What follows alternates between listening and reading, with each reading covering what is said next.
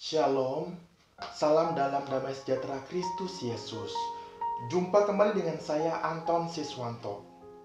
Dalam kesempatan kali ini saya akan membagikan video kesaksian dari sahabat saya bernama Pendeta Sugeng Haryono. Beliau melayani sebagai gembala jemaat di Gereja GP Kris Minfo di Bangka Belitung. Dan beliau juga sekarang ini menjabat sebagai Ketua Sinode GP Kris. Kiranya kesaksiannya, bagaimana dia menjadi seorang hamba Tuhan, boleh memberkati kita sekalian. Selamat menyaksikan video berikut ini.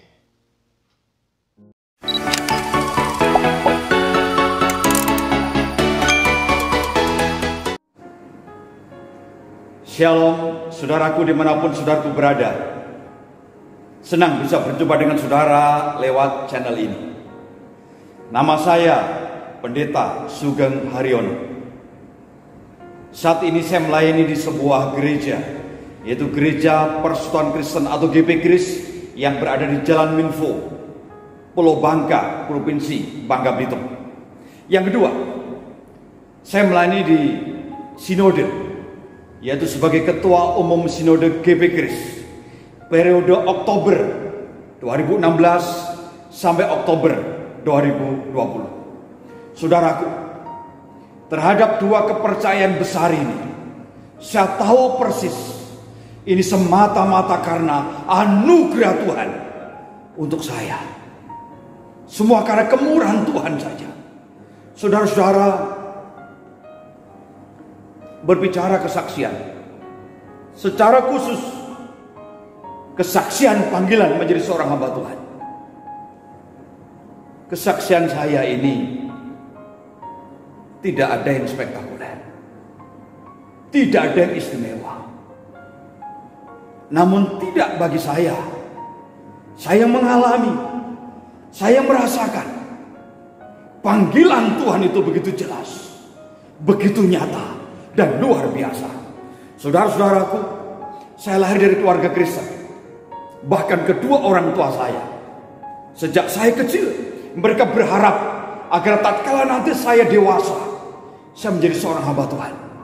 Dan saudara, seakan-akan saya pun juga setuju dengan keinginan mereka. Karena itu sejak kecil saya rajin sekolah minggu, saya rajin ke gereja, karena saya juga kepingin menjadi hamba Tuhan sebagaimana harapan orang tua. Namun saudara, apa yang terjadi?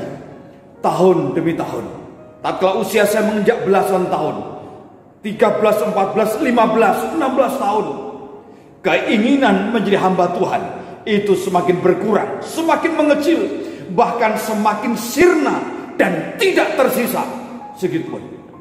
Saudara-saudara, tapi di awal umur saya 17 tahun sampai umur saya 18 tahun dan menginjak umur 19 tahun, berbagai gejolak hidup telah menimpa saya alami.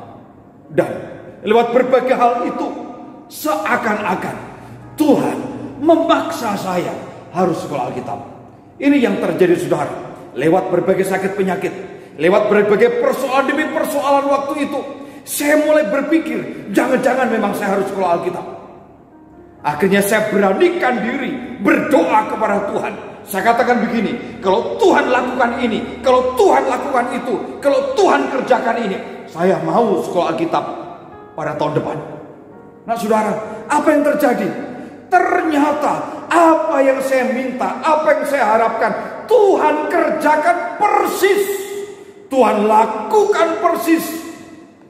Karena itu pada tahun 92, tatkala umur saya 19 tahun, akhirnya saya sekolah Alkitab di sebuah sekolah Alkitab misi Indonesia, tepatnya di Surabaya.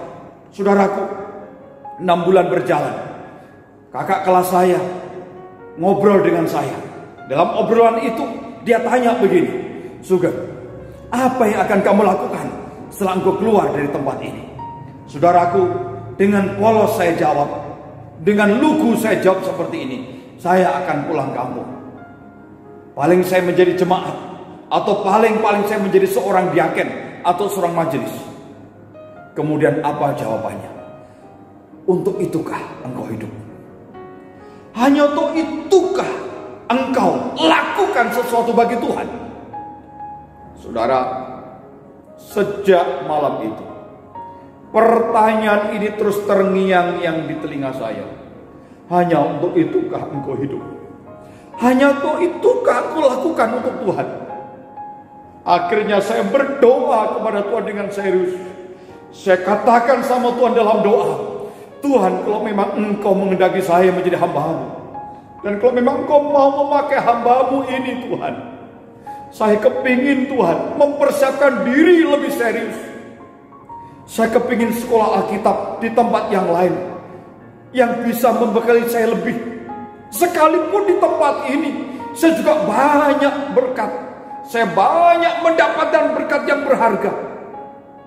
Tapi Tuhan, saya kepingin menambah yang bagian lain Tuhan. Saya merasa sudah cukup di tempat ini. Ada hal yang sudah aku dapatkan Tuhan, tapi aku ingin yang lain ya Tuhan. Kalau memang Tuhan kehendaki, tolong Tuhan buka jalan. Saudaraku, singkat kata, Tuhan membuka jalan. Sehingga akhirnya pada tahun 93 bulan Juli, saya sekolah di Sekolah Tinggi Teologi Injili Abdi Allah di Wulingi, Blitar, Jawa Timur. 2 tahun berjalan. Kemudian saya pindah ke STTAA di kampus yang baru, yaitu di Pacet, Mojokerto. Dan juga berjalan. Namun tatkala di semester-semester akhir, saudara-saudara, terjadi sesuatu goncangan dalam diri saya. Goncangan itu adalah apakah saya tetap menyelesaikan studi saya dan kemudian saya tetap menjadi seorang hamba Tuhan, atau sebaliknya, kalaupun saya bisa selesai, tapi saya akan banting setir menjadi seorang pengusaha. Saudaraku, pada hari itu menjadi seorang pengusaha itu bagaikan semudah membalik telapak tangan. Bagaimana tidak, saudara? Ada seorang saudara, dia seorang anak Tuhan, dia seorang yang cinta Tuhan. Dia dengan tulus, dia ingin menjadikan saya sebagai anak angkatnya. Dan itu tidak main-main. Dia ingin menjadikan saya sebagai anak angkat secara resmi di pengadilan, dengan satu harapan, agar saya bisa menjadi ahli warisnya, atau setidaknya ahli waris utama di dalam keluarganya. Nah, saudara-saudara, suatu ketika beliau pernah memperlihatkan hartanya. Ada begitu banyak kepingan-kepingan emas dalam sebuah koper yang lumayan besar. Belum lagi usaha-usaha yang lain, usaha jual beli tanah, usaha yang lain begitu banyak. Nah, saudara, beliau katakan, semuanya itu akan menjadi hak saya. Semuanya itu akan menjadi milik saya kalau saya mau dijadikan sebagai anak angkatnya. Nah, saudara-saudara, 1 tahun saya bergumul. Kalau saya terima tawaran ini, tentu saya pasti akan menjadi pengusaha, karena saya harus melanjutkan usaha beliau. Tetapi kalau saya tetap mau menjadi hamba Tuhan, saya harus menyelesaikan sekolah saya dan tetap melayani Tuhan, maka tentunya saya harus menolak apa yang beliau inginkan. Akhirnya, saudara, dengan tulus hati juga, setelah melewati pergumulan panjang hampir 1 tahun, saya katakan kepada beliau bahwa saya tidak siap menjadi ahli warisnya, sebab saya akan tetap menjadi seorang hamba Tuhan apapun yang terjadi. Singkat kata, tahun 97 saya menyelesaikan perkuliahan saya di Pacet, saudara.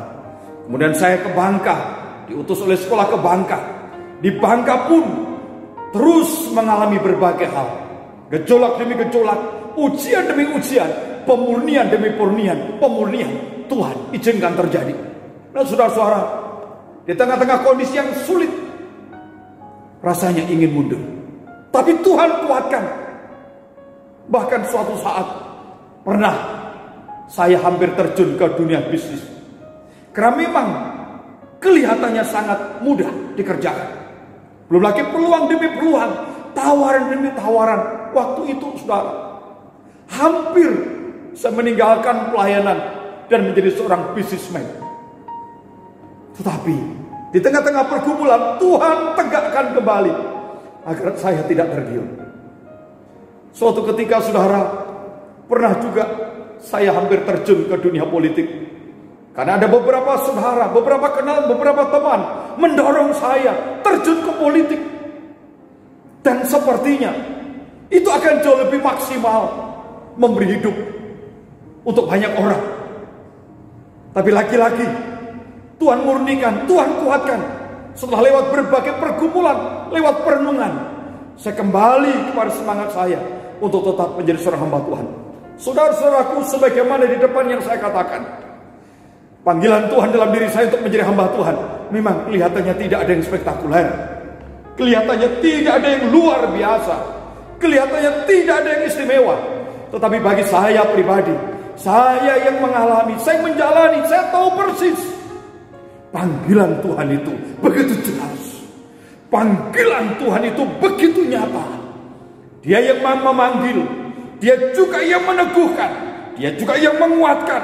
Dia hadir, Dia hidup secara nyata. Saat ini saudara-saudara, setelah hampir 30 tahun saya melayani, saya memberi hidup kepada Tuhan, saya tahu persis tidak ada kebahagiaan lain bagi diri saya, tidak ada sukacita besar lain bagi diri saya kecuali memberi hidup kepada Tuhan sampai kembali kepada Tuhan. Sekarang doa saya cuma satu, saudara. Saya rindu Tuhan pakai sesuai dengan cara dan kehendaknya Tuhan.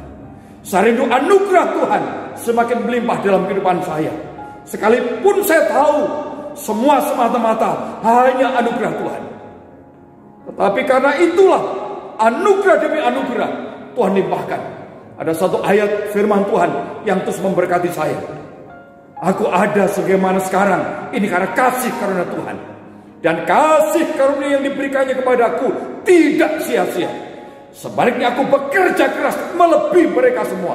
Tetapi bukannya aku, melainkan kasih karunia Allah yang bekerja di dalam diriku.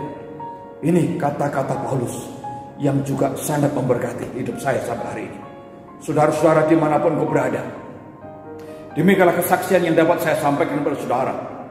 Kiranya kesaksian ini menjadi berkat bagi saudara-saudara, pemirsa, pendengar channel Anton Siswanto dimanapun kau berada. Diberkati untuk menjadi saluran berkat. Tuhan Yesus memberkati. Amin. Demikianlah kesaksian dari sahabat saya Pendeta Sugeng Haryono. Kiranya kesaksiannya menjadi seorang hamba Tuhan boleh memberkati setiap kita. Mari kita memberikan video ini kepada teman-teman dan saudara-saudara kita, supaya mereka pun diberkati sama seperti kita. Dan jangan lupa untuk memberikan like, komen, dan subscribe. Tuhan Yesus memberkati kita sekalian.